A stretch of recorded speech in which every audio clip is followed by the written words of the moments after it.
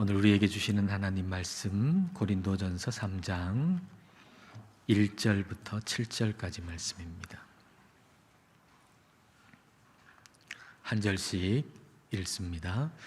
형제들아, 내가 신령한 자들을 대함과 같이 너희에게 말할 수 없어서 육신에 속한 자 곧 그리스도 안에서 어린아이들을 대함과 같이 하노라.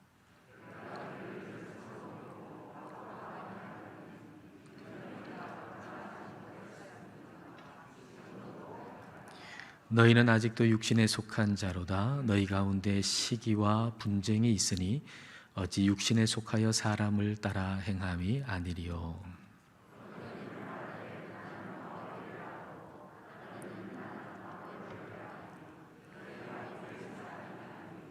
그런즉 아볼로는 무엇이며 바울은 무엇이냐? 그들은 주께서 각각 주신 대로 너희로 하여금 믿게 한 사역자들이니라.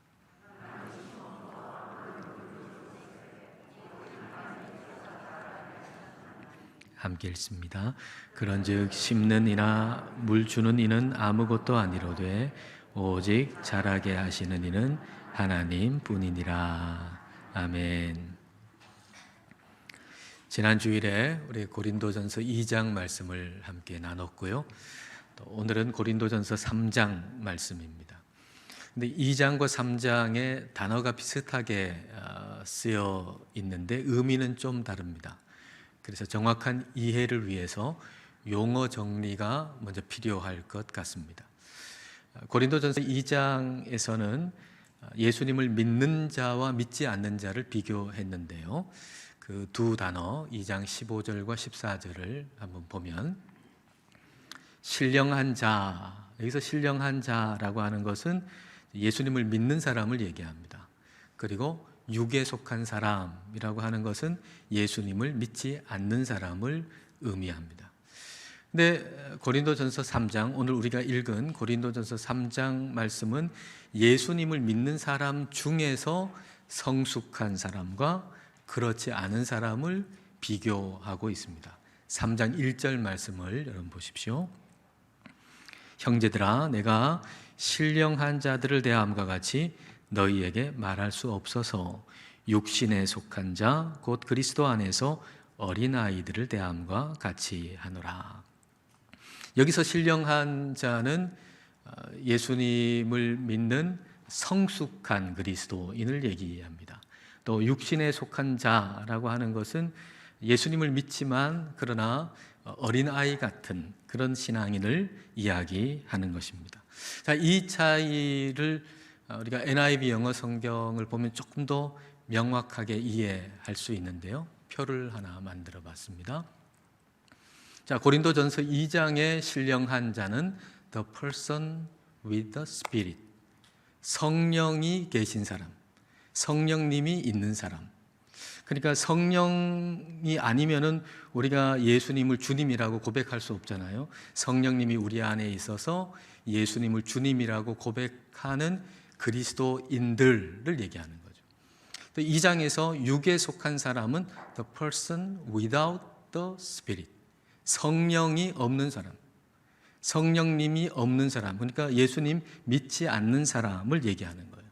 근데 고린도전서 3장에서 보면 신령한 자들, 네, 고린도전서 2장의 신령한 자하고 똑같잖아요. 신령한 자, 표현은 똑같은데 그 의미를 보면 성령이 있을 뿐만 아니라 성령을 따라서 살아가는 사람, 성령이 내 안에 있을 뿐만 아니라 성령님을 따라가서 살아가는 그 삶이 거룩한 사람, 성숙한 그리스도인을 얘기하는 거죠. 육신에 속한 자, 2장에 육에 속한 사람하고 단어가 조금 다르죠. 비슷하게 보이지만 조금 달라요. 육신에 속한 자, 3장에 육신에 속한 자라고 하는 것은 여전히 세속적인 사람, 성령이 내 안에 있지만 여전히 세상적인 삶, 그래서 예수님을 믿는다고는 하지만 세상 사람과 삶으로 볼 때는 별로 차이가 없는 그런 사람, 이것을 고린도전서 3장에서는 어린아이라고 표현하고 있는 것입니다. 오늘 본문에서는 영적으로 성숙한 그리스도인과 예수님을 믿지만 그러나 어린아이 같은 사람을 비교하고 있어요. 둘 다 예수님을 믿어요. 둘 다 그 안에 성령님이 계세요. 근데 차이가 있다면 한 사람은 성령님이 이기시는데 또 한 사람은 성령님이 계속 져요. 그 차이인 거죠.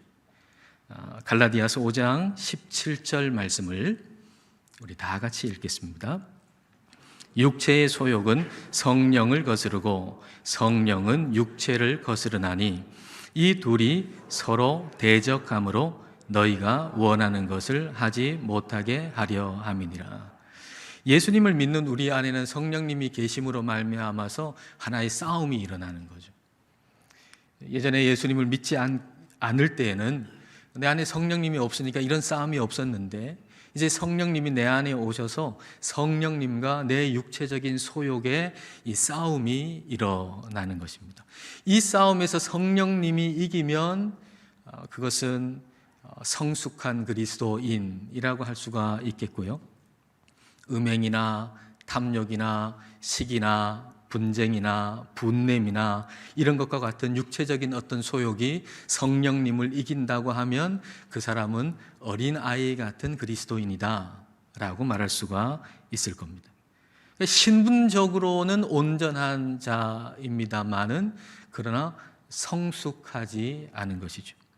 고린도전서 2장에서 온전한 자는 신분적으로 온전한 자라고 말씀을 드린 바가 있습니다. 왕이 있는데 왕에게서 아들이 태어났습니다. 그러면 그 왕에게서 태어난 아들은 신분적으로 태어날 때 이미 온전한 왕의 아들이죠.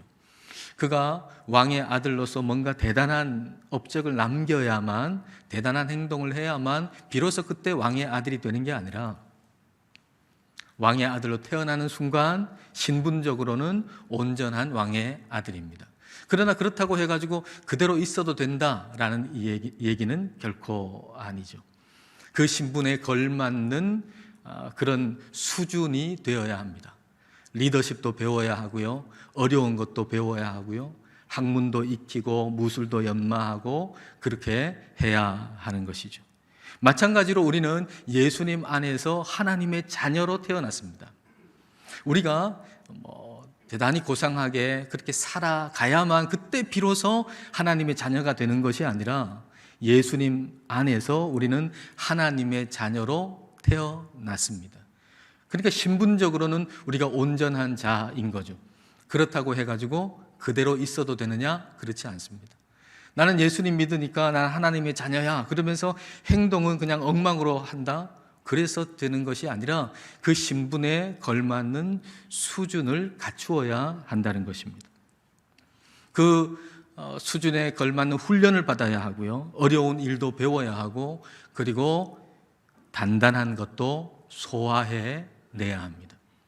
그런데 바울은 고린도 교회가 지금 그렇게 돼야 하는데 그렇지 못하다라고 하는 걸 지금 얘기하고 있는 것이죠. 자, 2절 말씀을 보십시오. 내가 너희를 저주로 먹이고 밥으로 아니하였노니 이는 너희가 감당하지 못하였음이거니와 지금도 못하리라. 여기에 젖과 밥이 나오잖아요. 이 밥이라고 번역된 이 말은 딱딱한 고기와 같은 그런 딱딱한 음식을 이야기하는 것입니다. 그런데 고린도 교회 성도들은 젖은 잘 먹는데 고기와 같은 딱딱한 음식을 못 먹는 거예요. 소화력이 안 되는 것이죠. 우리의 영적 소화력은 어떻습니까? 저와 여러분의 영적 소화력은 어떤가요? 우리에게 듣기 좋고 편한 말씀은 우리가 잘 받아 먹지만 조금 불편하고 듣기 싫고 거북한 말씀, 딱딱한 말씀은 잘 소화해내지 못하고 있는 것은 아닙니까? 성경의 말씀을 두 가지로 우리가 한번 구분해 본다고 하면 하나는 직설법이라고 표현할 수 있고요. 또 하나는 명령법이라고 표현할 수 있습니다. 직설법에 해당하는 그런 말씀은 이런 것이죠. 하나님이 나의 모든 죄를 다 대신 지시고 십자가에서 죽으셨습니다. 우리 예수님이 나를 사랑하십니다. 예수님이 여러분을 사랑하십니다. 이게 직설법에 해당하는 메시지죠. 자, 이런 메시지는, 이런 말씀은 대단히 우리가 그리스도인이라면 모두가 다 편안하게 은혜로 받아들이는 말씀입니다. 그러나 직설법만 있는 게 아니죠. 명령법도 있어요. 우리 예수님께서 나를 위해서 십자가에서 죽으신 그 십자가의 복음을 전하라. 내가 너희를 사랑한 것처럼 너희도 서로 사랑하라.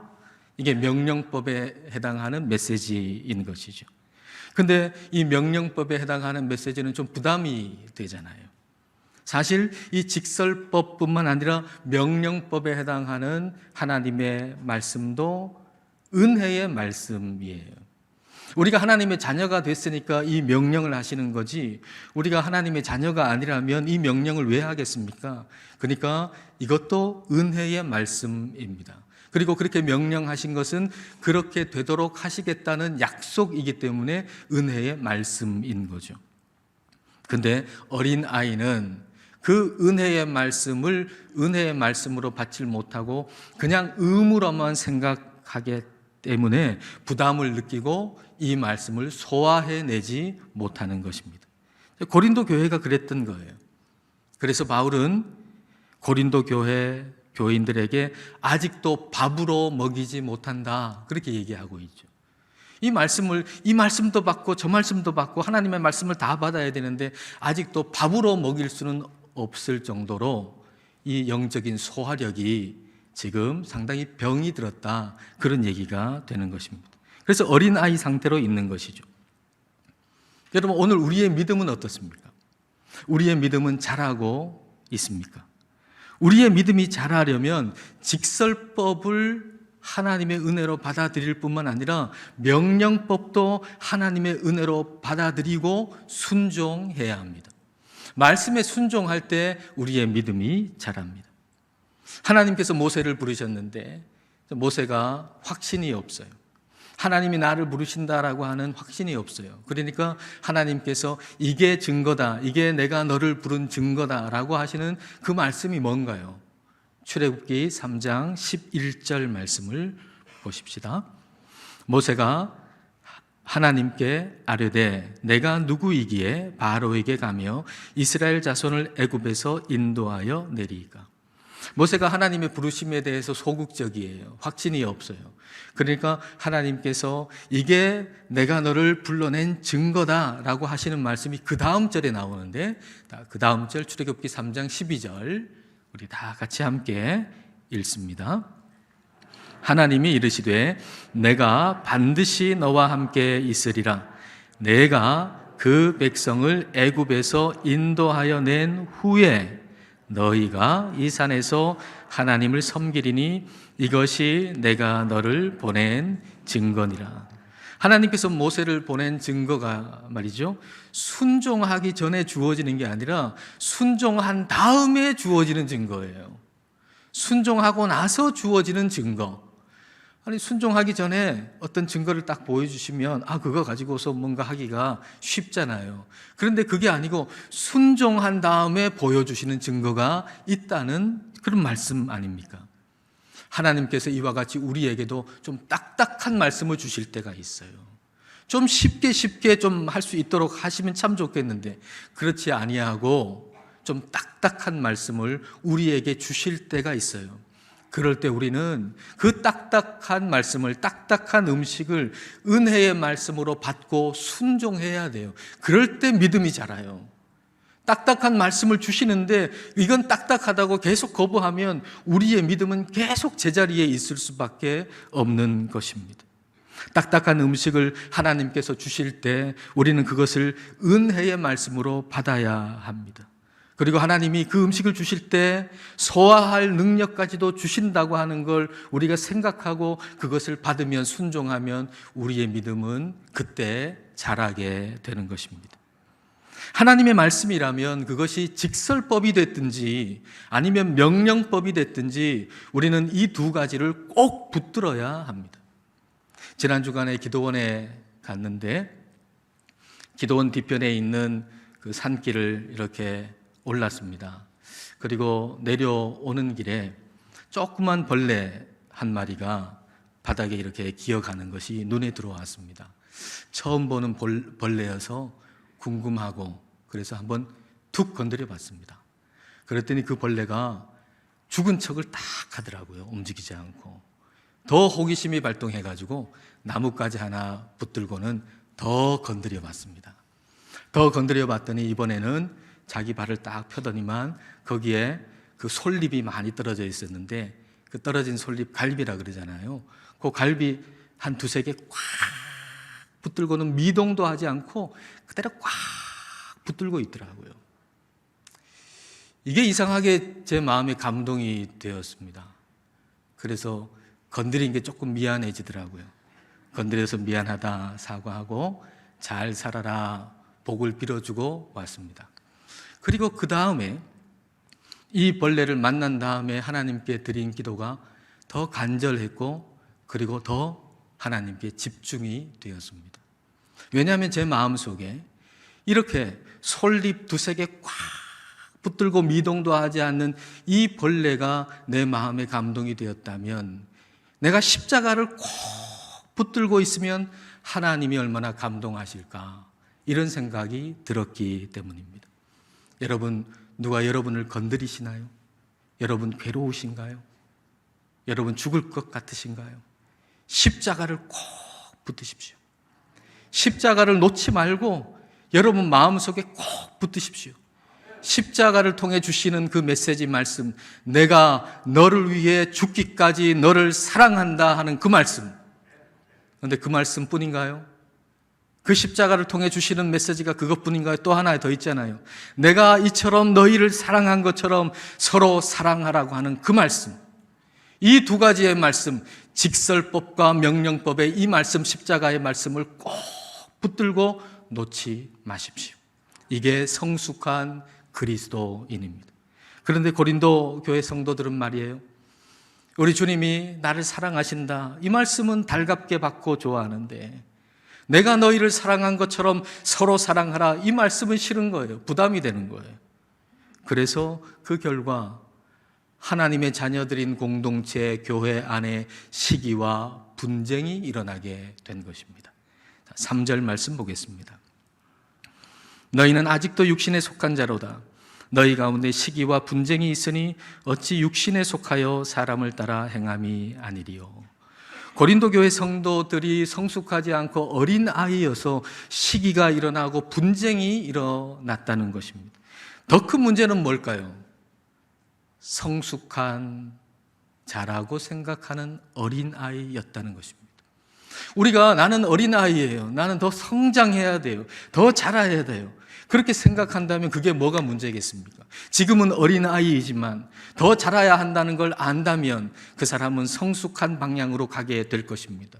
그러나 큰 문제는 내가 성숙하다고 생각하는 그러나 실체는 어린 아이에 불과한 사람들, 그 사람들이 교회에 가득하다면 그 교회는 문제가 될 수밖에 없는 것이죠.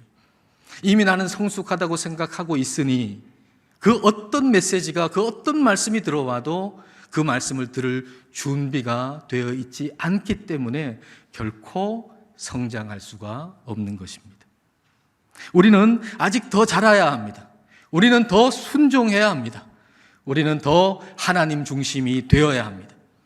우리가 이 노력이 없다면 하나님 중심이 되고 더 자라고 더 성장해야 된다는 이 노력이 우리에게 없다면 우리는 고린도 교회와 같이 사람 중심의 교회가 되고 말 것입니다. 오늘날도 여러분 한번 보십시오. 이 땅에 일어나는 일들을.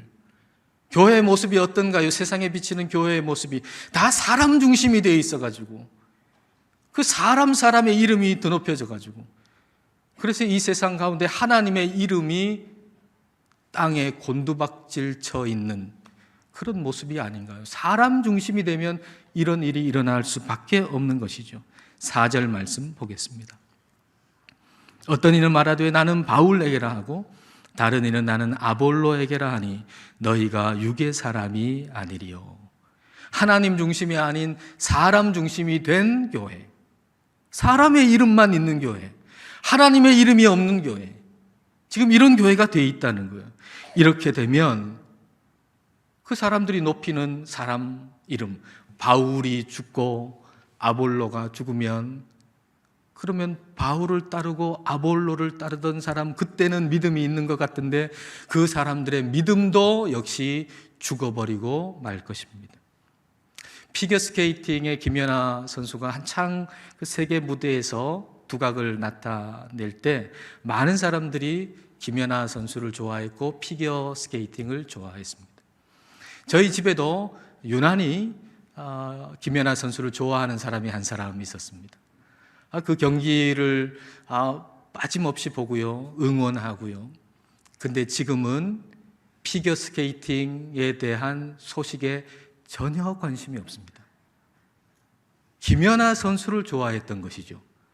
피겨스케이팅을 좋아한 게 아니라 김연아 선수를 좋아했던 것입니다. 그러나 그때 그 김연아 선수로 인해서 피겨스케이팅을 시작한 아이들이 있습니다. 연하키즈라고 불리는 아이들이 있죠. 김연아 선수가 두각을 나타내고 인기가 있으니까 김연아 선수를 통해서 이제 피겨스케이팅을 시작한 겁니다.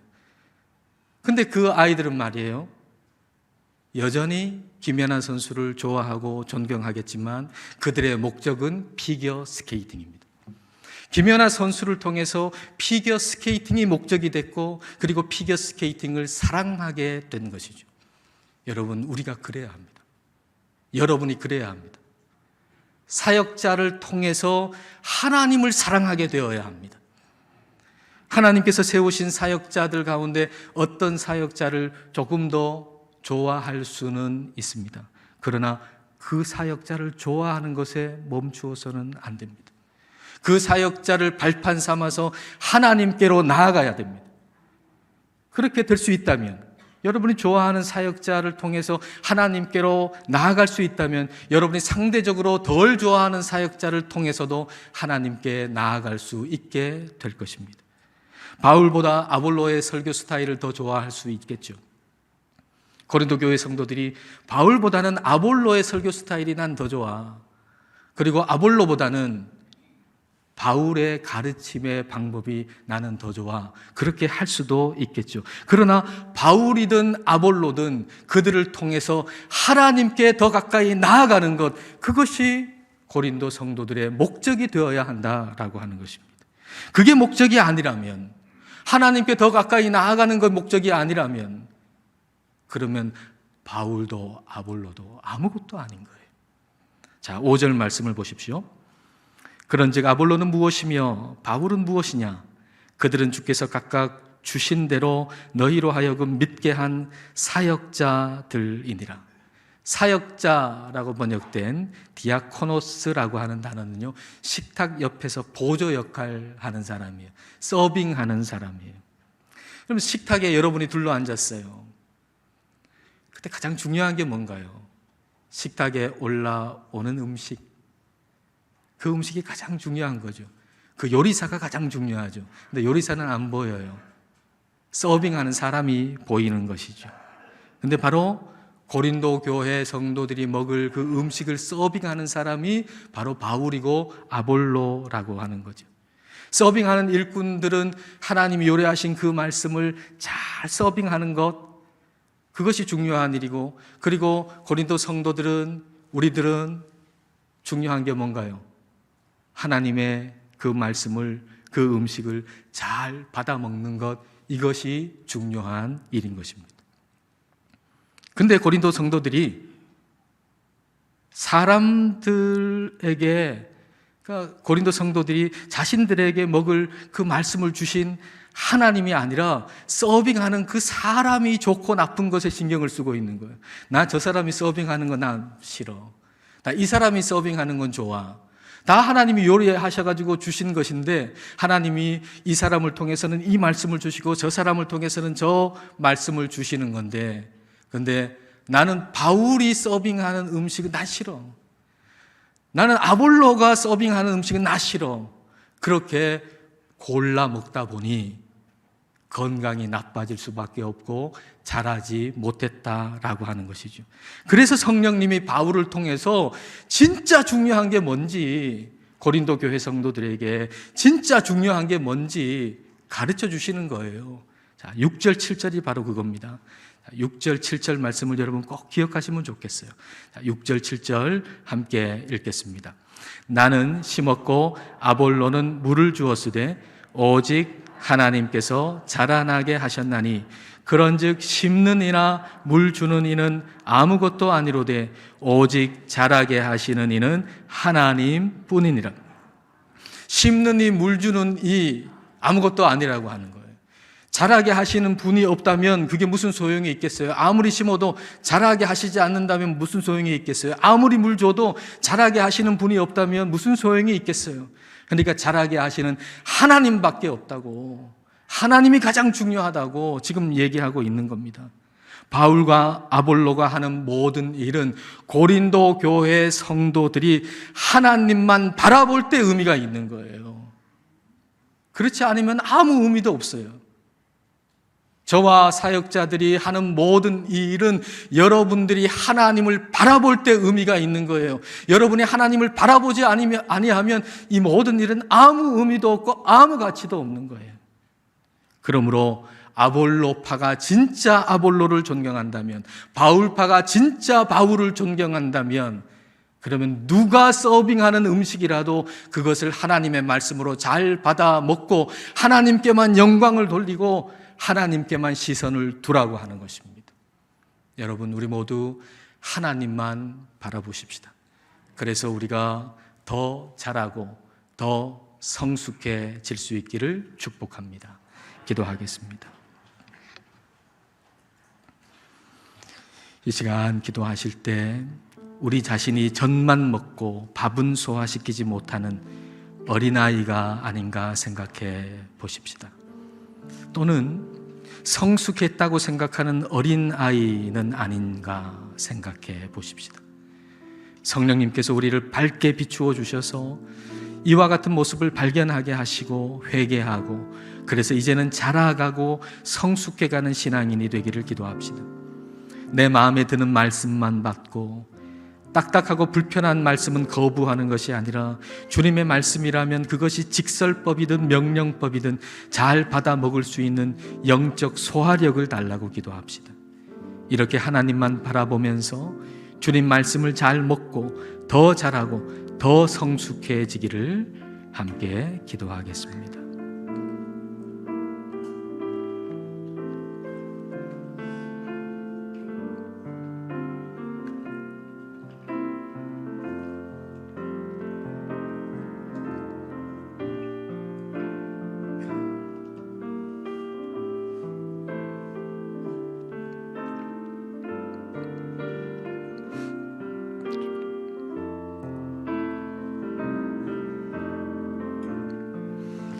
하나님, 우리 아버지, 우리를 예수님의 십자가의 은혜로 하나님의 자녀로 태어나게 하신 것을 감사합니다. 그렇게 우리들에게 주신 시간을 생각하면 이미 많이 자라 있어야 할 우리인데 아직도 어린아이로 있습니다. 듣기 좋은 말씀은 즐겁게 듣지만 거북하고 어렵고 딱딱한 말씀은 아직도 소화해내지 못합니다. 성령님, 우리들의 병든 위장을 고쳐주옵소서. 건강한 영적 소화력을 주옵소서. 내 기준과 내 선호도에 따라 주님께서 주신 말씀을 골라 먹지 않고 하나님만 바라보고 하나님께서 주신 말씀을 잘 받아 먹고 잘 소화하여 잘 자라게 하시고 성숙하게 하옵소서. 예수님 이름으로 기도드립니다. 아멘.